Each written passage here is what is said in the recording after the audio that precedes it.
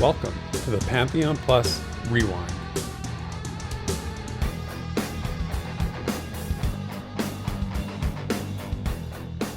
Happy New Year, friends, and welcome back to the Rewind. It's been a minute, but we're back and we're ready to bring you episode 84 of our weekly show all about Pantheon Rise of the Fallen and the community surrounding it. This week, we catch up on all the Pantheon news and notes from the holidays. We talk about our past predictions, we meet some new party members, and we add to our lore knowledge by hearing some first-hand accounts from notable gnomes. So, a new year, a new leg of the journey. So join me, Theric, and my traveling companion co-host Desrin as we embark on 2022. We're glad you're with us. And please enjoy this week's Rewind. Hey, Dresden, I have big news. I've joined VR. Can you believe it? Yeah. Oh, no. Not this again. Wait. Hold on. Not Visionary Realms. No, sorry. I guess that could be easily misunderstood, but virtual reality, actually. Oh. Bad joke. I couldn't resist. I had to do it. So over Christmas, I got an Oculus Quest 2.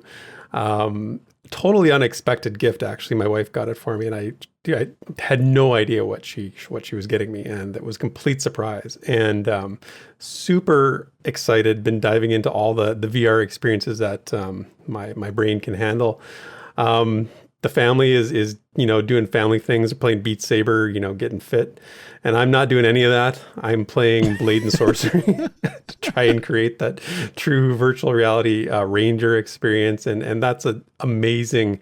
I won't call it a game. It's almost more of a tech demo. If you know anything about Blade and Sorcery for VR, but there is one cool game that I really want to talk about, and it's a game called Red Matter. It's an adventure game, uses the VR environment to really great effect. It's got amazing storytelling, environmental storytelling, some atmosphere. I don't want to get into the whole what it's all about, but it's super immersive. And this is my first real experience with VR. I've done it before. My wife and I have gone to date night. We went to a VR place a couple times, and it's kind of fun, but first real at-home experience with VR. So if anyone's out there looking for recommendations, just hit me up. I can share some with you. But so I've been hanging out in virtual reality, Desert. What have you been up to? Man, I almost froze to death or something like it. That's dramatic, but not a lot prepping for this year though. So it's starting to ramp up. Lot going on, a lot of big ideas. Maybe some new stuff, but yeah, that's about it for me. Yeah, well, freezing to death. I don't have any sympathy for you. It is ridiculously cold here. I know you get cold there too, but man, I'm in the deep freeze here. So I know I say that because I've seen you Canadian temperatures posted in our Discord. So I know I've got it easy. Yeah, it's minus 32 here this morning, man. It's freaking cold. Anyway, let's not talk about the cold because it sucks. Let's meet something that doesn't suck, and that's our adventuring party. Yeah. So we've got our adventuring party for the week. Lots of returning folks. Bit Crunch on the Ashen Elf Shaman. We have Shuriken on the Dwarf Cleric. We have Jason on the Scar Beard Lord, as always. Ziplox, our Dark Mer Rogue. Sparrow, our Elf Ranger. Bounty Code, the Human Wizard. And Joel Brown on the Scar Shaman, and a new party member by the name of Screech on the Scar Bard. So that is fantastic. So welcome, Screech, to the party. They joined via the Patreon campaign, so that was a nice addition. Yeah. Has there ever been a better name than a name race class combo than Screech for a Scar Bard? That just clicked, and really? That's so good. That is so good. It's perfect. Although it does remind me of that stupid sitcom from the 80s that had Screech. Can't remember the name of it, but somebody in chat will know what I'm talking about. Anyway, we now have 3 Scar in the party, which is kind of troubling. I think we need to send them into the fray first. They need to be our sacrificial party members, but I think that they're just doing it for the racial bonus, right? The pack. The run buff. Yeah, that's right. So if you want to join the party, head over to our Patreon page. There's a link in the show notes. You can also throw a donation during the show, during the premiere, via Super Chat. And as always, we thank everybody who supports the Rewind in whatever way they can, whether that's through donation or Patreon or just coming out and showing up and hanging out with us. So thank you as always to everyone. But we got a lot to get to. So Desrin, what say you? Let us rise above our ancestors and move forward into glory. Beautiful. This week in Visionary Realms News and Notes.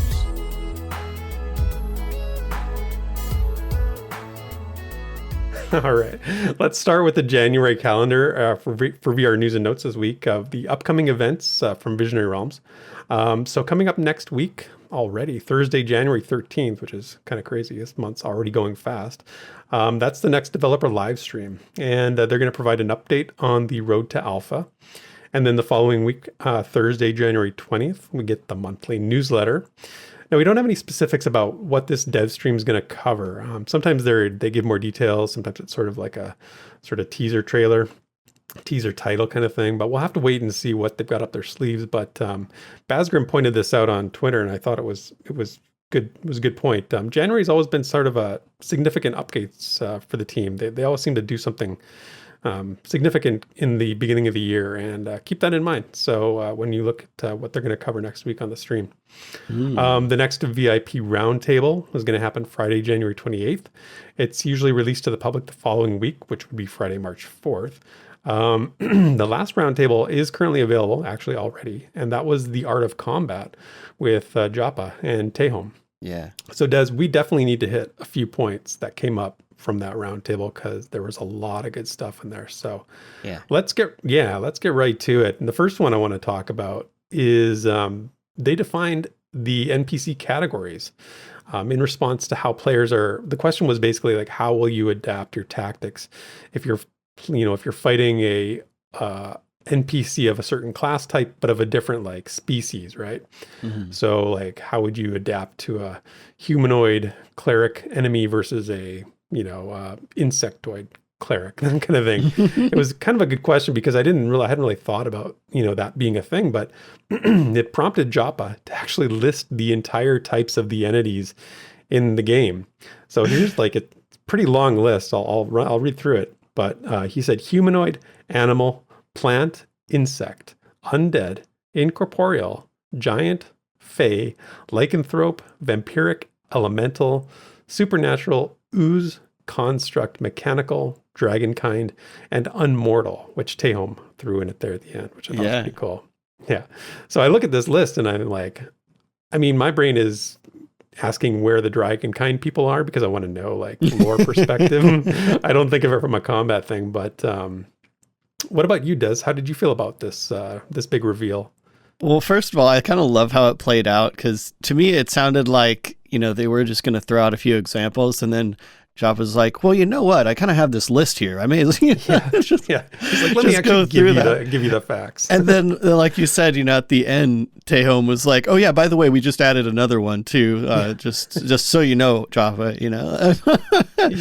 Well, and Unmortal is one we've seen fairly recently because they were talking about the Withered in the Gate, and they described them as being unmortal. So that's something we can actually like attach to a visual or something that they've talked about. Yep. So all I can think about with the list is it's probably still growing, and that's exciting because these are differences in the mobs that matter. One of many things that will change it up a bit. Yeah. And you can reference D&D and you can think about different mob types in D&D and like what that means, like, what kind of weapons they're susceptible to, what kind of resistances they might have.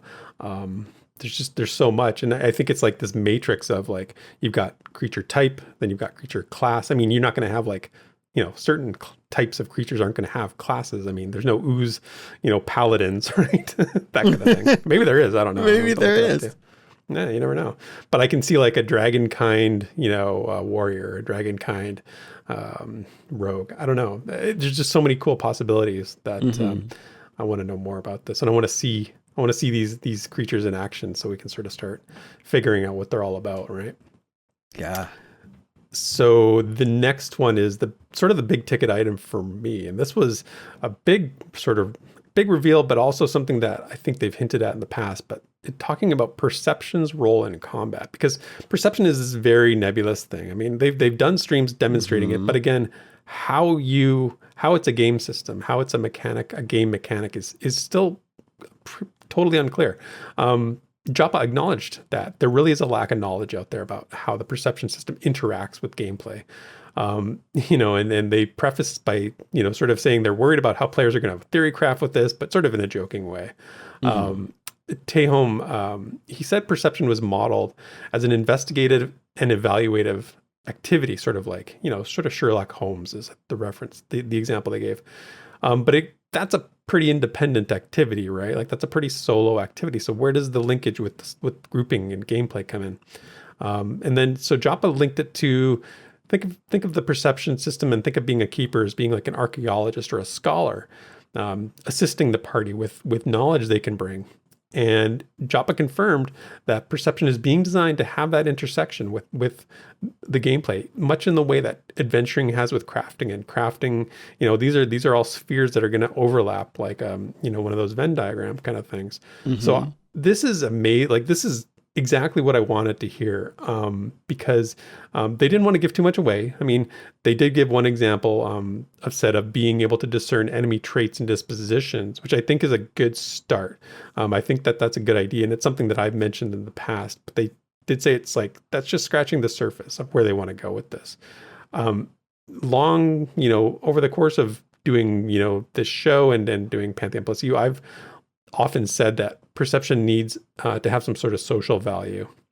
What about it makes me desirable as a keeper to a party? Why would they want me in the party? Why would I be, sought out to adventure with somebody, to join somebody on a quest, do something investigative? So I definitely want to know. I want to know how they're going to go about doing this. I want to know how deep they're going to go with this and what other sort of facets they're going to add. But I know you were excited about this too, because I brought it up on the our last Pantheon Plus You, the end of the year show, and you I think you agreed with me at that time, right? Yeah. I think this kind of reveal, I'm actually a bit surprised they approached it as they did, because I feel like this has been one of those kind of everyone feels it coming, but no one says it kind of a thing. And, it could have maybe gone down, I think, worse than it did as far as community receiving suddenly that perception indeed will be assistive in combat. It does, like you said, it just makes sense, right? Like, of course, there's going to be tie-in. Like, they can't completely separate it. And I don't think I was ever really a proponent for them being completely separate or anything. I think even when I was talking about, like, figuring out dispositions and difficulty of mobs, I was like, it seems like the perception system would tie into that. So, all that to say, kind of surprised they revealed it as they did, but I'm happy about it. And like always, though, it's still so vague. It's still so vague. I'd love to just know what, like, it actually is going to be like gameplay wise, rather than an analogy, Yeah. I kind of wonder, it makes me wonder, because I do know people who, like you're saying, wanted it completely separate. I've spoken to people in the community who felt this is a separate thing for people who are interested in the lore. It shouldn't be connected to any sort of gameplay systems. So that player is out there. And I'm sympathetic to it a little bit, but I wonder if they envisioned it like that from the very beginning. Was it envisioned as a solo activity from the very beginning, like to sort of offset the grouping adventure, component, because that's going to be so heavy. It's going to be so like a big part of the game.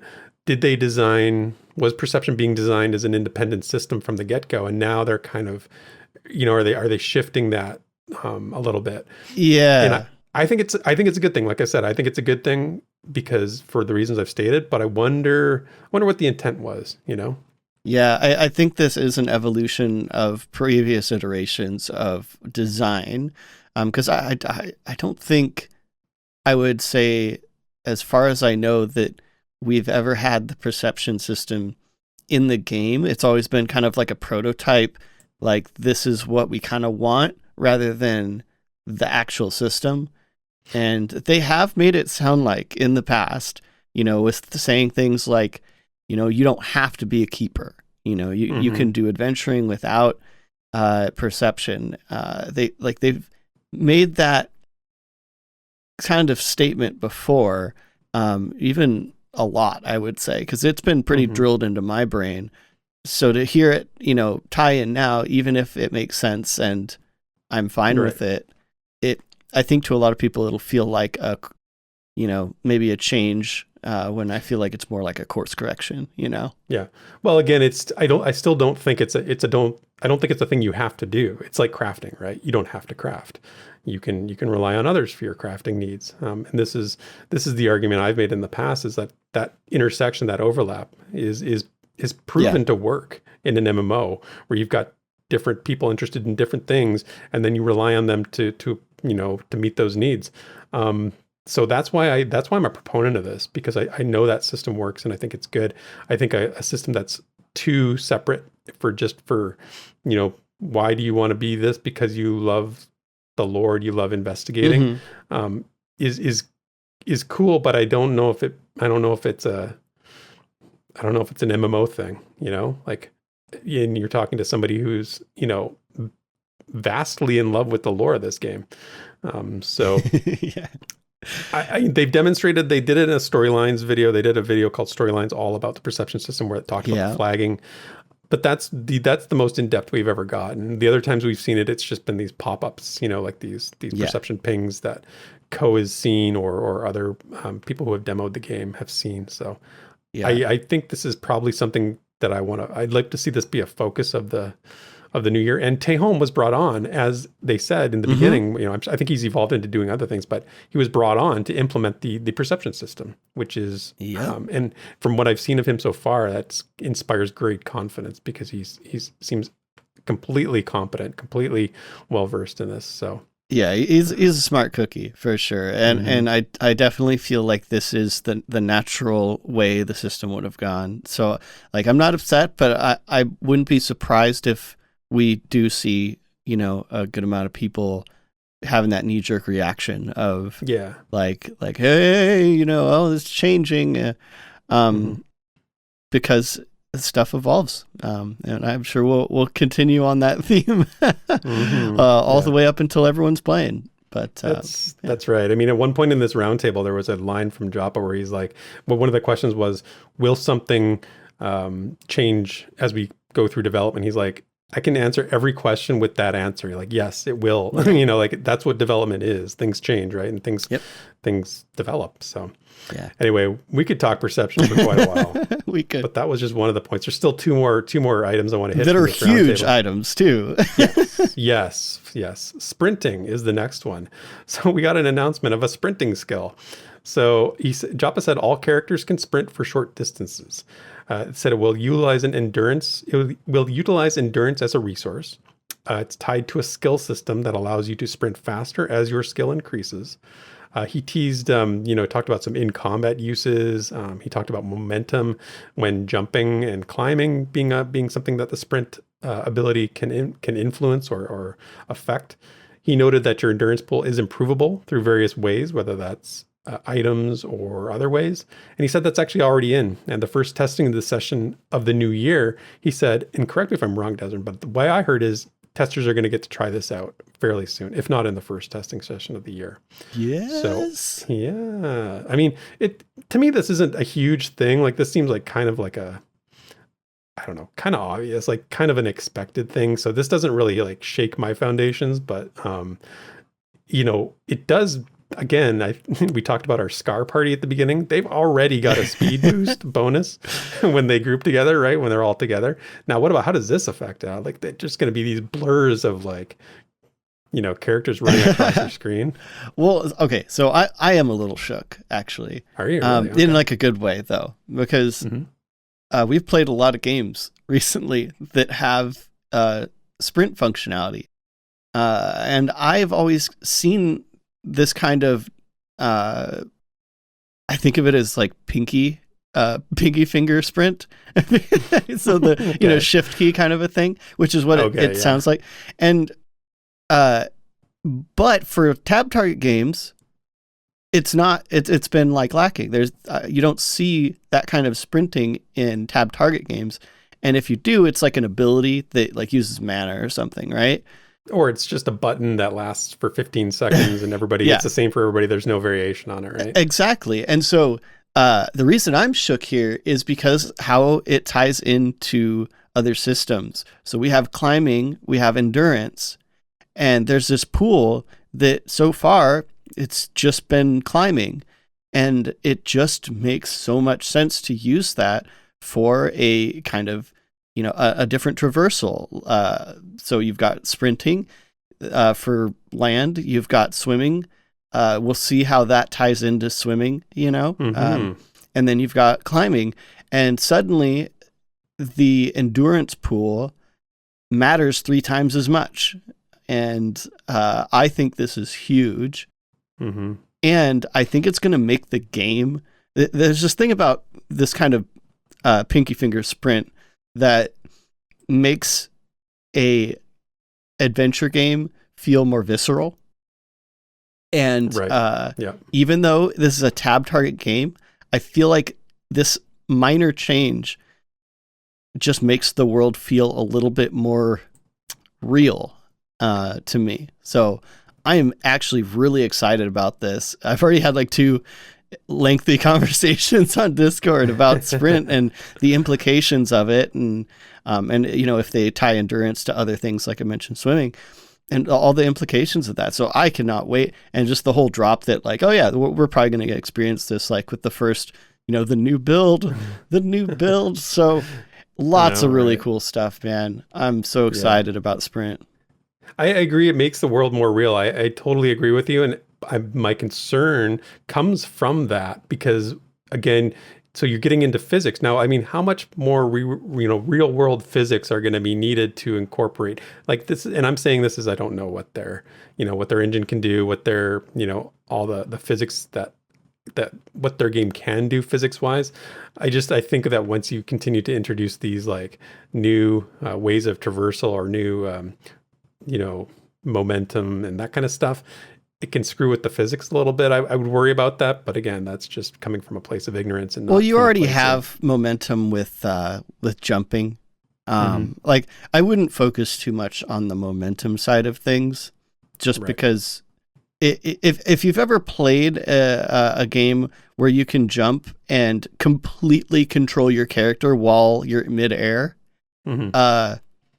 it feels a little weird. Like it's like as soon as you jump off the ground, then like suddenly you can like turn around and go straight backwards midair. Like little matrixy. So, exactly. So it makes sense that there's momentum because that just means, if I'm jumping across this gap, I have to get a running start. Duh. Like it just makes sense. So I mean, and then hopefully they doesn't become like a platforming thing. They want to use this new fun thing. It becomes like a, what challenges can we set up to use this mechanic, and I hope that we don't go down that road too far, but. Oh no, bring on the platforming, man. Like jumping puzzle me to death, Joppa. Give me the jumping puzzles. Don't listen to this man. He does not speak for Pantheon Plus. Okay. Well, let's shake another part of the populace. Yeah. Yes. Another part of the populace is right. All those casters out there. Big news. So no more spell crits. So they explain dun, dun, dun. Yeah, they explain this pretty well because this is a big change. So Teham talked about removing critical hit chance from offensive spells. So he's saying crits as RNG can make it difficult to make spells really feel impactful, and they're looking for ways to make them uniquely powerful on their own. He said it was more a matter of navigating. They wanted it to be more a matter of navigating resistances and skills rather than navigating, the RNG of getting a crit. Joppa referenced testing has shown that there was a lot of like quote machine gun wizards, going on where people were just speed casting to try and get that crit, as often as possible, rather than ones that, where it wasn't feeling like they could confidently deliver that massive amount of damage when called upon. And that's the identity of a caster. And as Joppa does so well, he sort of laid out what it should mean to be a master of the arcane, what it should feel like to be a accomplished spellcaster, not, an apprentice who's just, rolling the dice over and over again to try and get that lucky big hit, right? I think this makes a lot of sense. And the feedback, I'm not a caster. I mean, this doesn't really, it's not something that I had an immediate reaction to, but I've spoken to Drac and some other folks who play caster types, and they seem to be supportive of this. They seem to think this is a good idea. So what do you think? So this is a really tough one to navigate because, I mean, who doesn't like to throw a big spell out and see that chunky number and just be like happily surprised, right? Like, yeah, it does feel good, but the reasoning behind it makes me feel like they are coming to the right, and I would almost say obvious conclusion that just no one seems to have done in the last 25 years. Like, I am so excited about this, and I have to navigate this kind of carefully, because I'll just say them tying this into debuffs is really, really cool. And I hope this is a paradigm shift to where debuffing is your crit. Like you instead of like rolling the dice, you're ready for throwing that massive spell because the mob has been debuffed. And like when you're in a good group that's like all working together really well, or you've just got that like perfect combination of skills that like the mob is just completely weak against your spells and you're getting numbers you've never seen before. Like that is cool. And there's, just that bit more control over it, I think will feel really good when they tune the debuffs to matter. And this is a good way to do that, Yeah, this feels like intelligent game design.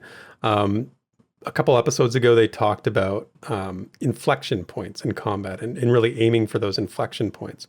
I think this probably enables that to happen more often because for the reasons you just laid out. I agree. I like the idea of navigating, weaving in and out of when a mob's resistance is down because of a debuff, or maybe when a mob is vulnerable, rather than, rapid fire, hope it hits, hope it works. Yeah. Playing the numbers, is sort of the thing, right? Again, lots of people will, math this out and figure out that if I just cast enough, I'm going to get bigger damage over time because I'm going to crit more. Whereas this is now takes on a more nuanced approach. Yeah, and that is exactly what happens in like every MMO that I can think of. Is for all damage, crit is just something that's expected. So like you're always trying to look for the critical stat. Like, I mean, and like EQ2 has, however many critical statistics, all just to, make crits. Oh, my crit does more. I have a better chance to crit. Oh, sometimes my crit is like a double crit, or, all these things that is just basically like trying to force RNG to overall give you a better, damage output. So this is just it's going to feel so different. And I hope people can just like give it a chance. Because I think it will feel very different, but I like that they're combating these tropes that we've seen for years. For like, it just makes you think like, wait, why did no one else do this? Like, why did no one try this? Yeah. I know, and I often think that. I often think that with this game. I'm like, this seems kind of like an obvious thing. It seems like somebody should have done this by now, but Yeah. it's just sometimes it's just lack of, there's a lack of creativity out there. There's a lack of vision. And when you have vision, you can make these kinds of intelligent game design decisions. So I think it's on par for the course here. Yeah. So can't wait to test it. yeah, absolutely. So definitely good stuff. So that was the major points from the roundtable. Desmond, was there anything else that you wanted to bring up from that roundtable that I didn't mention? Just watch or listen to it. Yeah, like, go check it out. They've had some good ones lately, and this is dense. Yeah, and so you can get it on both YouTube and through Spotify through subscribing to Pantheon's their Spotify sub and get the podcast that way. Listen to it that way. It's probably the easiest. But yeah, good listen. Go big recommend. For us here at Pantheon Plus, I want to give a quick recap of the content we put up the last week. We had a new Plus profile from a new content creator by the name of Rice in Revelry. He's done some Pantheon videos. Super good guy, and his Pantheon Plus profile by Drac was pretty entertaining. Pretty engaging guy. So go check it out on YouTube. The link is in the show notes. Crow Singer finished up chapter 17 of her epic fan fiction tale, The Sway of Storms. And then next week, she's going to have chapter 18 up. So you can find that over at www.pantheon.plus. And I also did a lore video last week all about The Withered, which I mentioned earlier, that I'm pretty happy with how it turned out. So go and check that out on our channel if you're interested in that. In terms of what's coming up this week, the week of January, I'm looking at the wrong thing here, January 10th to the 16th. Well, on Tuesday, firstly, Monday, Drac is streaming EQ, his midnight streams. And then our friend Crypt Fox is also streaming on Twitch all day doing Dead by Daylight. Tuesday, we've got Classes 101 again. We're hoping to defeat the Final Fantasy Q monster again, but if it's still blocking the way, I think we're actually going to do Valheim, depending on what happens there. We had a lot of fun with Valheim last time, Desert. I think you missed that one, right? I did, yeah. Yeah, I know you're a big Valheim fan. Huge Valheim fan. We had as much fun as I thought we might. So, and I have to give credit to Tetsu, who built a crazy good house for us and knew exactly what he was doing. So, anyway, yeah, so that's always fun. And then Thursday next week is the dev stream, like I mentioned earlier, and we'll have Pantheon Plus U following that, right as we always do, with me and Nathan Napalm and Drac to talk about what we saw. Friday, Redbeard Flynn is going to have a new video on YouTube talking about MMO predictions, which is very exciting. He does great content. And the last little bit I want to share is just a bit of a teaser for our Rewind fans, but we have some exclusive content headed your way. We've got a developer interview, which we're lining up. Now, it's not Pantheon dev, but it's from a game I would say would be very interesting to Pantheon fans and the Pantheon community. So we're getting that set up. So far, I think we're good to go, but stay tuned. We'll do an announcement when we confirm up the date that's going to go live, or we're going to have that. So just, stay tuned for that. But that's what's happening for us. And that's it for this week's VR News and Notes. When the Pantheon community speaks, we listen. So let's dig into the forums and fan projects to see what the discussion's all about. All right. It's a new year. We've kind of gone a few weeks without Rewind. So, no pressure to find something from the community to chat about, since no pressure at all. You haven't had any prep time, I can tell you that much. No, just kidding. As usual, plenty of talk happening on the official forums and elsewhere, of course. But in the spirit of the new year, I wanted to pull a particular thread that I thought might be something poignant, as we kind of make our way into 2022, and hopefully not be so cheesy, but I figured this is like the best time to pull this thread. If I wait too long, it won't won't be as applicable, right? So That's right. I think it's good. but this thread is by Jobeson, and it is called "How Accurate Were Your 2021 Predictions?" And I love the framing of this, because we're not trying to just predict what 2022 is. Like, everyone's going to be doing that, internalizing that, right? But it's kind of looking back. It's both back and forward. And I think we could maybe learn something about how we approached 2021 and how we might want to walk into 2022. But anyway, so I'll read his post first, and then break it out into a few things, and then we'll get some responses, maybe chat between us, and see if we can divine some wisdom. Mm-hmm. All right. So, quoting from Jobeson here. We always see impossible predictions and doomsday prophets each year, but did VR get as far as you had hoped in 2021? And what do you expect for 2022? I wrongly thought URP and networking would be completed by year's end, but the upgrade to HDRP is perfect timing and worth it in the long run.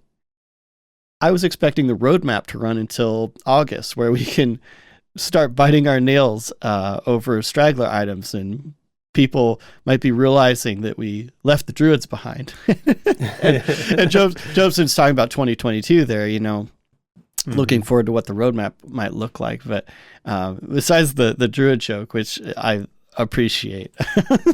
So you can relate to. Yeah, a few bits I want to pull from this. So the first one is kind of the main point of the thread, right? Which is, did VR get as far as we each expected them to? So I'll throw that to you real quick.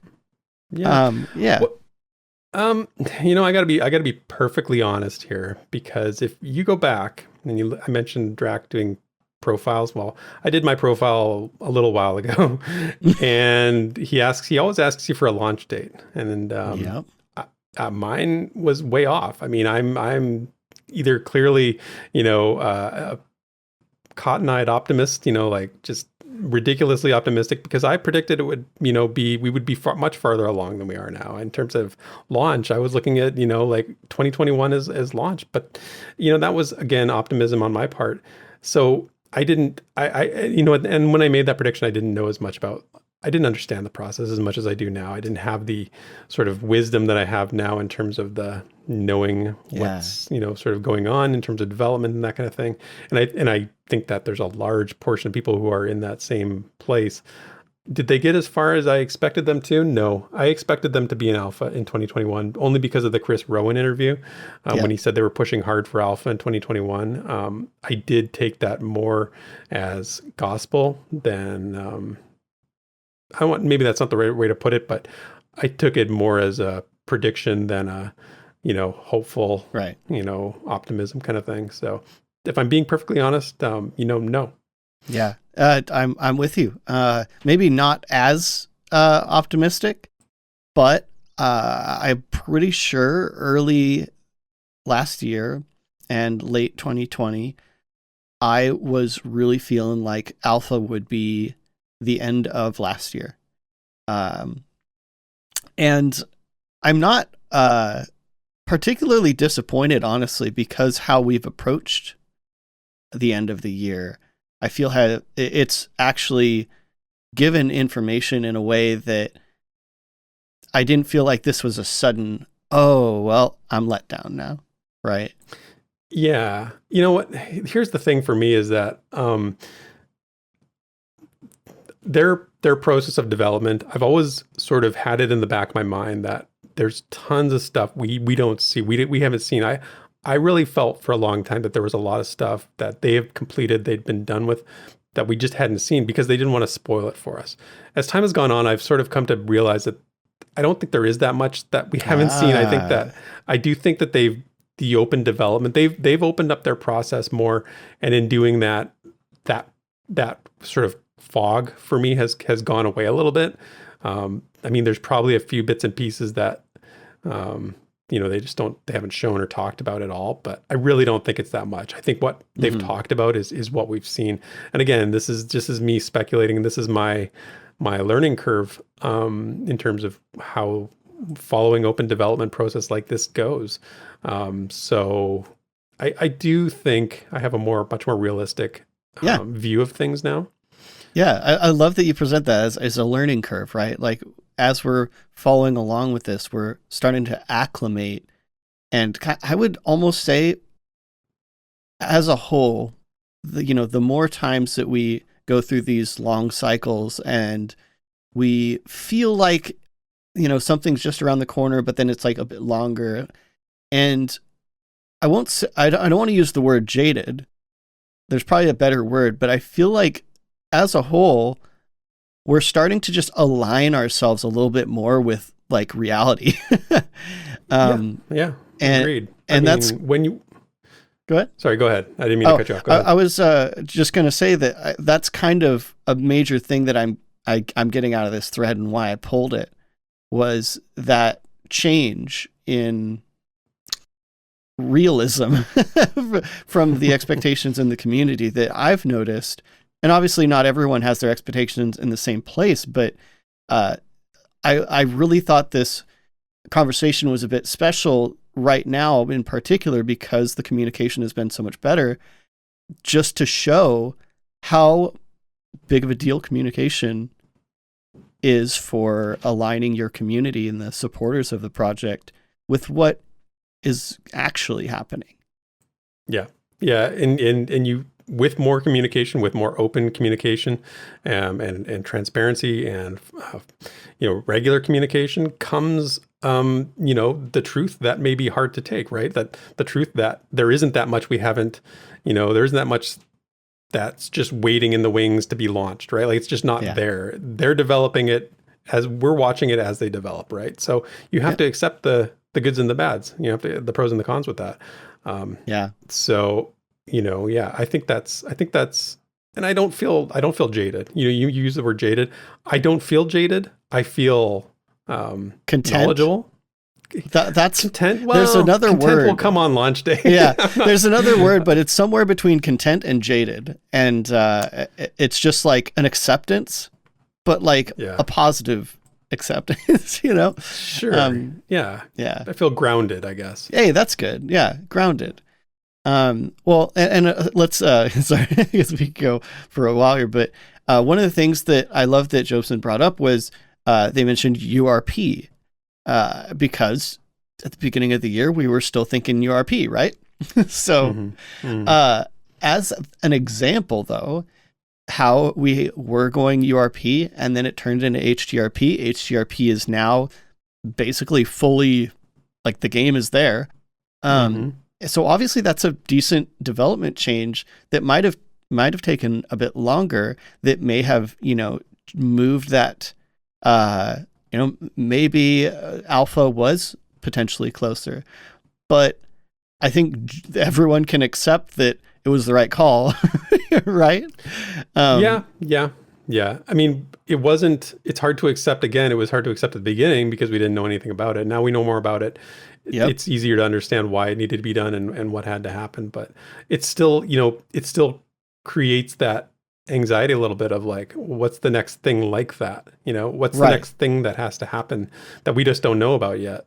And that's kind of what I'm going to start asking myself, and I would present for everyone to start asking, but in a positive way, like, what else in the design of the entire game, what other features might have a similar kind of trajectory where they just find a better way, and it's for the greater good, but it may adjust expectations a little bit. Like, going into 2022, I want to start like looking at the roadmap, looking at the feature list, and being like, if it turns out perception isn't like a quick implementation, and I don't think it will be. That's the first thing that I thought of when I'm asking myself this is perception. Maybe perception takes a really long time, but I'm already prepping myself to be like, but that's a good thing.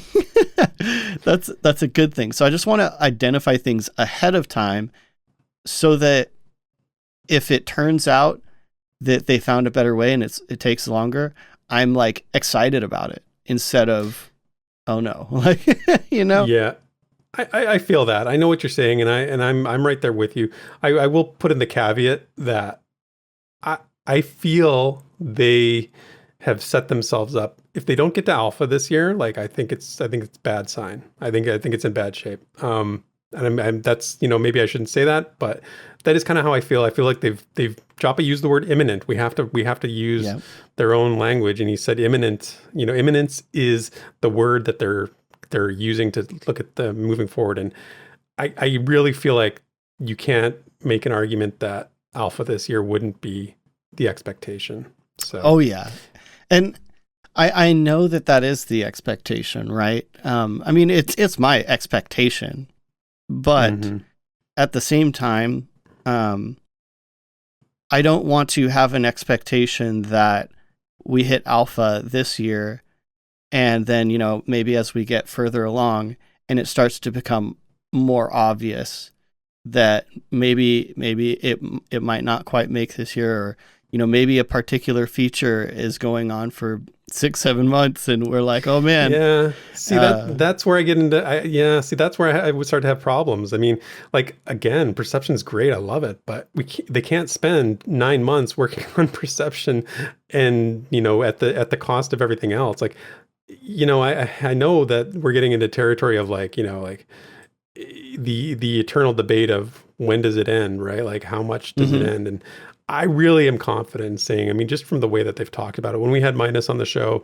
a couple of weeks ago, he was reiterating what VR is saying and saying like, like you guys, you just don't know what you don't know what you're about to see. You're about to see something amazing. Like they've set it up so much. I really feel confident in saying that I can't envision a future where we're not, we're not getting into alpha, at least, in this year, if not, in the first half of the year. I don't know. I mean, I don't want to keep creeping up, but like still feels like we've been set up for this.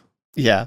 I definitely agree about the setup. And I've heard that kind of resonate through the community as feeling like a setup. And so this might be a situation where the communication, even though it's not specific saying, it is setting expectations in spite of not definitively, laying that thing down. I mean, this is one of those topics that we just don't talk about on the show a lot because it's just the only topic for some people. It's the only thing people care about, right? Is when is alpha? When is it going to launch?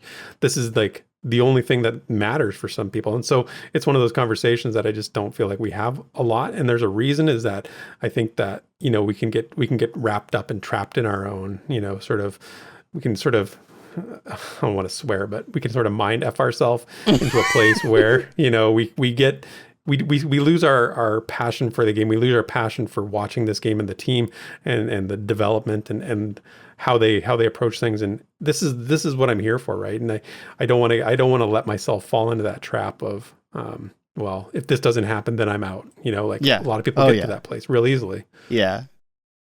Well, here, let's go through the thread a little bit because I want to see if I can bring this back around at the end and put some sort of like positive spin on it here. But we'll start with Dorothea.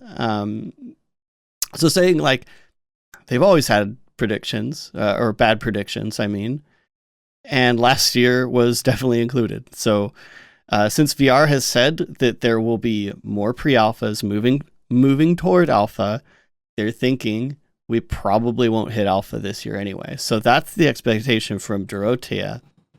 And just based on, hey, I thought this one thing last year didn't come through, so I'm just gonna say I'll set my expectations that low. So that's like where we're starting. Yeah. Well, I mean, when you've been around long enough, you tend to just see, you see patterns. Yeah. And you tend to be risk averse, I guess, in your predictions. I think that's probably the approach that Dorte is taking there. Yeah.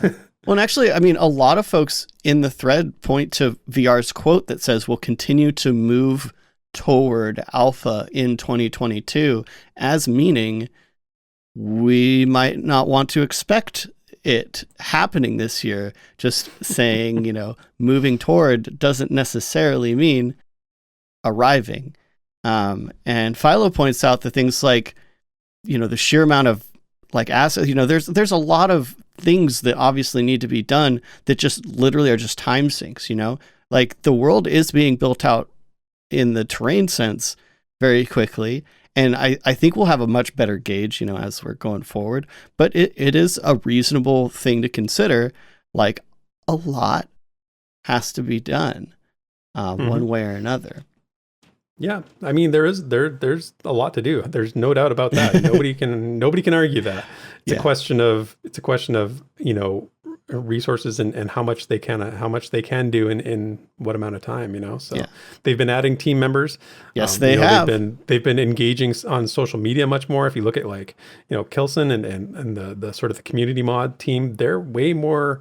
There's a lot more publicity going on. There's a lot more outreach going on. I mean, these are all signs to me that, and what they've said in the past is that they're going to do that kind of thing when they get close, when they feel like they're getting closer.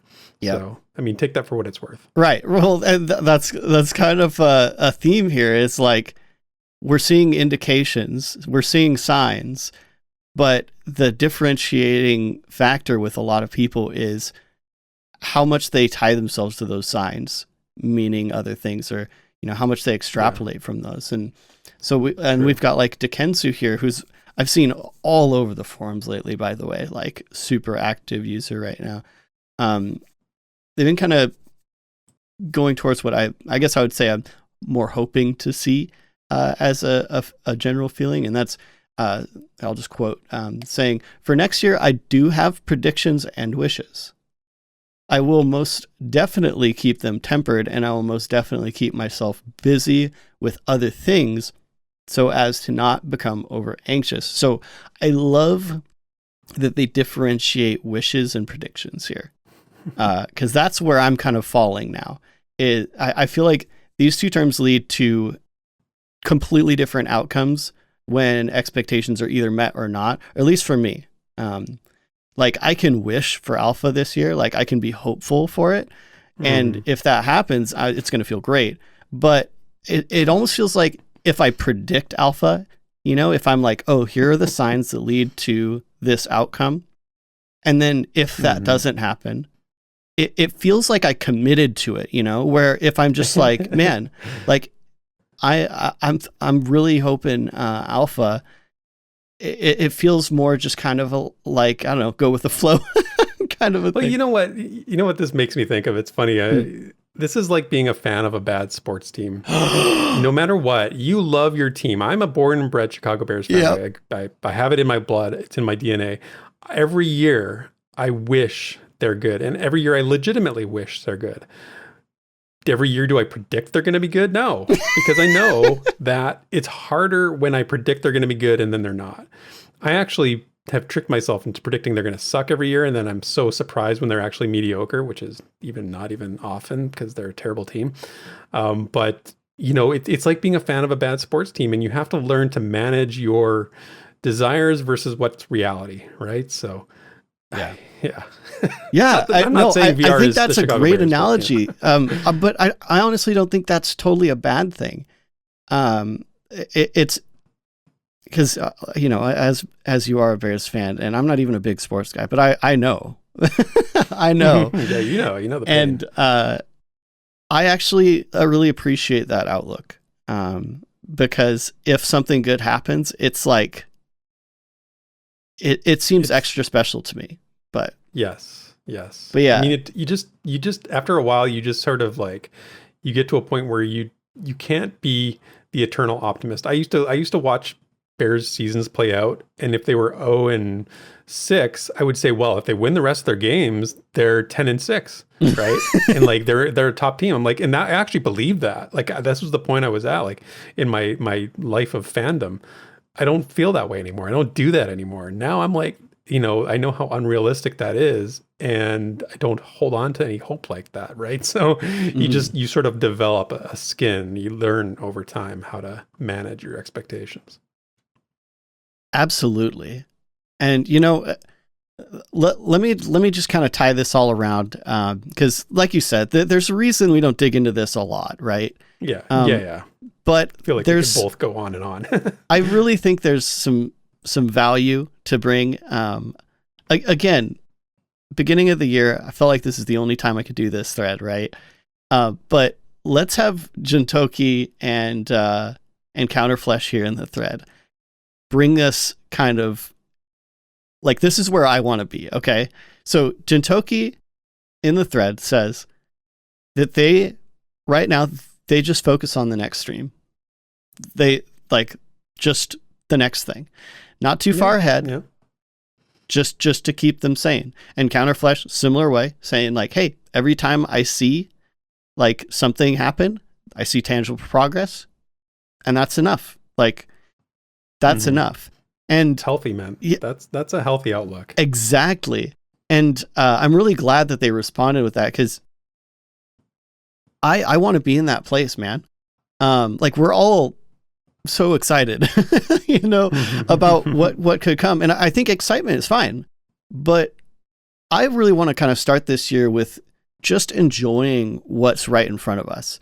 Like the next dev stream, and the dev streams have been amazing, so next dev stream, the roadmap update, again, every time we see it, like, we're pushing forward, dev roundtables, like, holy crap, the dev roundtables have been amazing lately. And like all this stuff is just coming consistently now, consistently enough that I just feel really good about enjoying it moment to moment, like in those kind of timetables. And not to mention, and we talked about this a lot, so much that like it's almost a meme, but I can't be more sincere about it. It's like the growing community, and all the cool stuff happening around Pantheon, regardless of how far away it is. It's enough to like sustain me. Not, of course, I'm not saying that if Pantheon's just eternally in development, I'm going to be happy about it. But like, there's so much good that happens on like a weekly basis, just in the Pantheon sphere, that I don't feel like I have to like constantly just be waiting for alpha anymore. Like, I'm just like, this is so good right now. Yeah, thank you for saying that. Thank you for like bringing this thread to that place, because I think that is where we need to land as fans and as community members. You have to appreciate what's in front of you and be grateful for what we have. We have a lot to be content with. We have a lot to keep us interested and keep us going. And if you're not enjoying the ride, you're not going to enjoy the destination. You know what I mean? So I definitely get there. I always get there. It's just, as you said, this is a good time to sort of start to talk about this, have this conversation at the beginning of the year, because this is when it's on our mind the most. And we're looking at what's going to happen, like what's down the road. But again, the road is right in front of you. And if you're not looking, if you're not watching where you're walking and, keeping track of your steps, you're just going to get lost. So yeah, I love that you sort of tied it up with that perspective on things. Thanks. I would call this like my like Mr. Rogers moment. Right. But, yeah, Mr. Rogers, there you go. but really, like, it's not just a meme. Like Pantheon Patient, it's a catchphrase for a reason with this community. And like, we just know that what we're waiting for takes time. And while obviously we all want it sooner rather than later, I've never seen a community so both excitable and content and understanding at the same time. And that's just kind of how I want to move forward. And I would say, anyone that's listening to this, if you're in a place where you're just like chomping at the bit for alpha, that's all that matters, just look around this community, engage right now with people that are talking right now, making content right now. responding to VR stuff. Like right now, it's building guilds, because obviously we have to bring up the Plus Guild, right? Probably one of the best things that's happened to me in the last several years. Stuff is happening now, and if you need, if you need someone to point you in that direction, you're in the right place. Well said, man. Beautifully said. Well, I think that's it for this week's community discussion. You know what? Wait a second. So I'm going to dub a new section, Theric.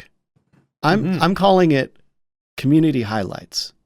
Ooh, I like it. I just need, a cool jingle. You need a bumper is what you need. You need a bumper. Oh my gosh. Maybe this will be the first Desrin bumper. Okay. Dude, you just assigned yourself a task. Well, I just assigned myself a task. It's true. But hey, this like I said, a lot of new stuff coming. So, but honestly, this isn't really anything super new, but with the Pantheon community is kind of ever growing, I wanted to, split this out a little bit. From the stuff I usually just kind of cram into the community discussions, to give space to, highlight some neat folks in the community and give them their own special section, because I like this part of the show. And, absolutely. This is one of the best parts. Right. And so first off, this new year, new people. So from the introduce yourself section of the official forums, we've got some people. We've got DarienLiadon, Liadon, and Badgers. I don't know. Yeah, I kind of wondered about how the pronunciation on that one is too. Baggers.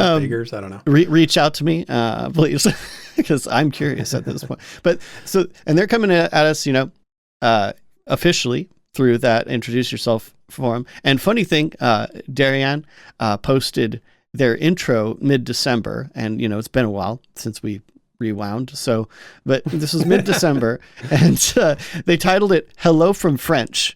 And no, I didn't say that wrong. That's how it is, because they're from Paris. And when I checked the forums again, and I see Badgers posting their intro thread titled "Hello from Earth," I think it's a bit of a nod.